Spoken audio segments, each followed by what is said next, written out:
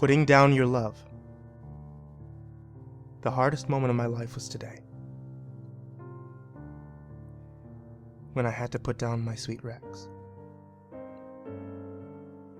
You raise them and you wean them from their mothers so that you can become their mother, their new family, their real family.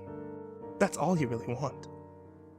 You walk them and feed them and you follow the rules. You fast them once a week to keep their digestive systems in shape, clip their toenails even when they don't want it, house train them, sleep with them, pet them.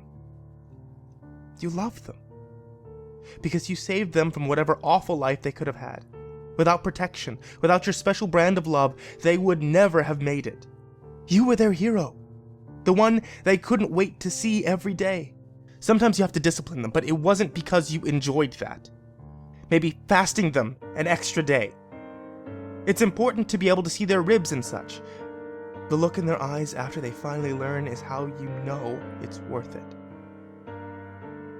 It's not about the power or the control. It's about the love. You want them to love you, and you want them to follow the rules. But you have to say goodbye. If they bite, you're supposed to put them down. We can't have biting. We live out deep in the country and we don't have anyone else to do those sorts of things. We have to do it ourselves. Looking into those eyes, knowing they don't quite understand. That doesn't come easy. Today, in that moment, I could barely keep it all together. I bawled while I stood there about ready for the end. I love you, Rex, I said. I love you too, Mom.